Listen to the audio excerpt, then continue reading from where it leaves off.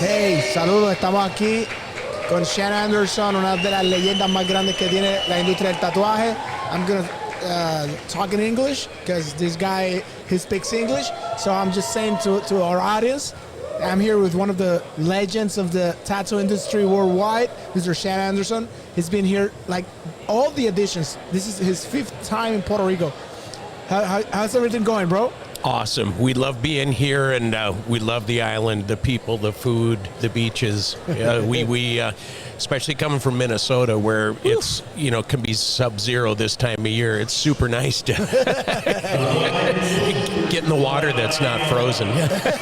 That's crazy. Below zero, that's crazy. Oh, yeah. It's crazy. Oh. So how much time are you going to be on the island? We're here for a week. I think we flew in on Wednesday. We fly out on Wednesday. Oh, and that's great. Yeah. Not enough time. Your career is one of the, I remember when we started the first convention back in 2016, you also say, Shahn Anderson is like one of the legends. I want to invite him, and we say, dude, do whatever you want. So your career is what, 3 decades in the industry? Almost 4. Almost 4? Next year is 37 years, and Dragonland, my shop, has been open. Next year will be 30 years. Oof. Yeah. I don't even think I'm that old chronologically, but yeah, I've been around a while. You've traveled the world. Yeah. Probably worked 250 shows or so. Wow. Just about every state in the Union, Germany. But I don't do it as much anymore. I used to do about 13 of them a year. But yeah, now now that I'm creeping on 40 years of tattooing, I like staying home. I can't imagine. Unless it's in Puerto Rico and it's not freezing, right? That's a good excuse. No, man. And what do you like about this convention specifically? Like you have so much knowledge of the industry. What elements that this convention have that you can tell, what makes it special? Yalzi's a good friend, and you guys are great promoters, and it's not frozen, Definitely. For a Minnesotan in December to get out and actually get in the water is a pretty novel idea, but we love the venue and the people here, and it's just a real fun show. We super enjoy it, and we stay right on the beach, so we have a great time. And I was hitting the waves this morning. Wow, man, that's awesome. How did you start in the industry? I went through a traditional apprenticeship with the late great Sailor Moses and Scott Sterling at Moses' California studio in Biloxi, Mississippi in 1987. Okay. And I did an old school apprenticeship where I scrubbed toilets and tubes and did all of the work for free, just so they didn't kick me out of there, and it worked out okay.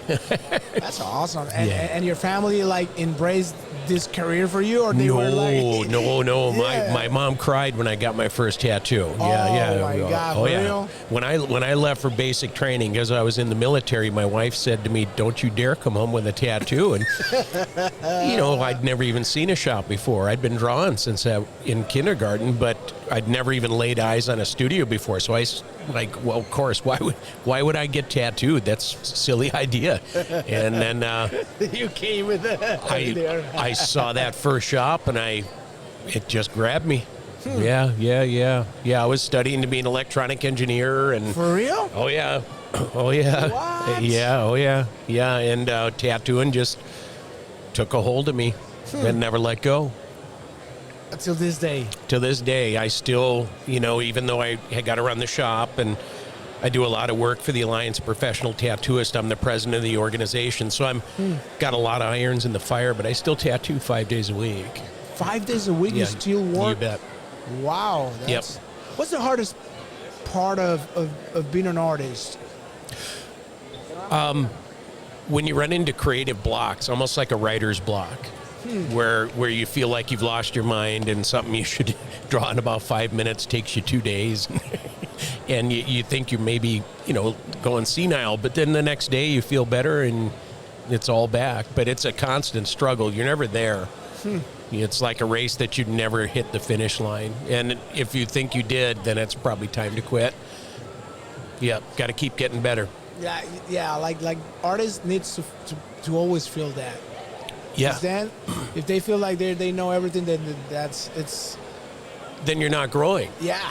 You know, and it's no longer challenging you, and that's what I like about it, probably because it is very hard for me. I'm not a natural artist. I've been drawing my whole life, but I know I'm not a gifted artist. So you have to work your craft like constantly. Yep, yep. It never stops, and that's probably why I dig it so much, because it's such a challenge to this day. I got a lot. I thought I was a much better tattooer after I was tattooing 2 years than I think I am now. Right, because I know more, and I realize that there's so much further to go. You know, especially with how good tattooers are getting now. Yeah. You know, there's so They're raising many. the bar. They're raising the bar. Yeah. You know, and for us old guys, man, we got to do our homework to keep up. You know. No, but dude, like I think everybody can learn from everybody. The young guns can learn from old guns. Like I think everybody learns across the board, you know. Yeah. And if you stay humble, I always say this: like if you stay humble, knowing that you can learn each and every day, you will never be out of the game.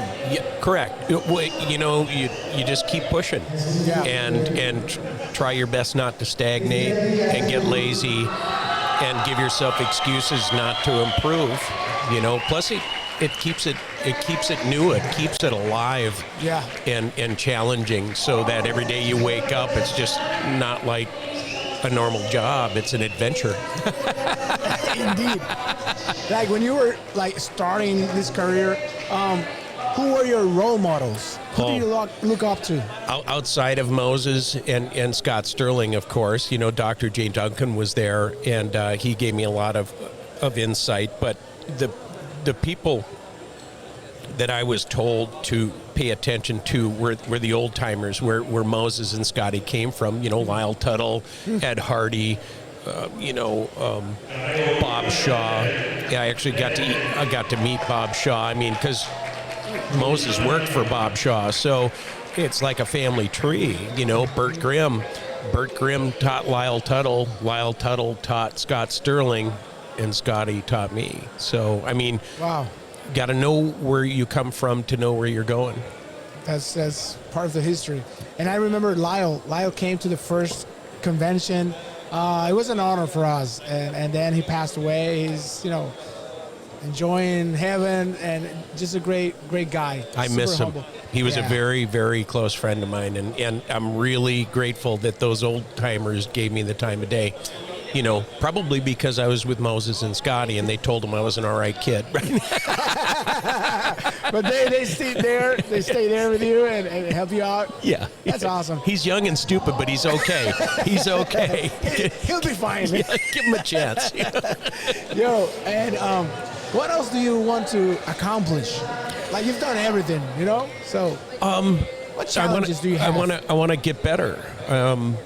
I want to expand what I'm doing, which lately has been trying to get more traditional, especially with the Japanese tattooing, and trying to find that magical combination of contrast and balance and tradition, and just push it further, you know. And some days that's easier than others, especially as you get older, because your body doesn't quite agree with what you'd like to do, or certainly the pace that I'm working now, which, you know, I'm still tattooing like I'm 22. Wow. Which 5 days a week, from how many hours a day? You know, I get in the shop about 9:30 in the morning. I start tattooing at 10, and I'm usually leaving there 7 or 8 p.m. And then it's hard, bro. Then I go home and I have to draw all that stuff. So there are some Saturdays and Sundays, which I don't tattoo on, that I'll draw for 24 hours in those 2 days just to keep up with the schedule, because I don't draw at the shop at all.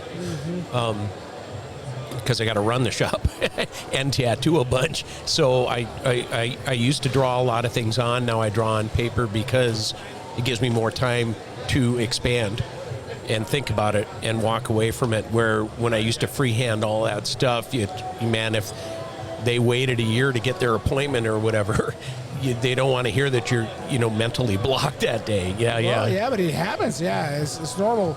Any regrets that you have, like something that you probably think that you should have done? Oh yeah, man, I've done I don't know. You're probably not supposed to swear on this, right?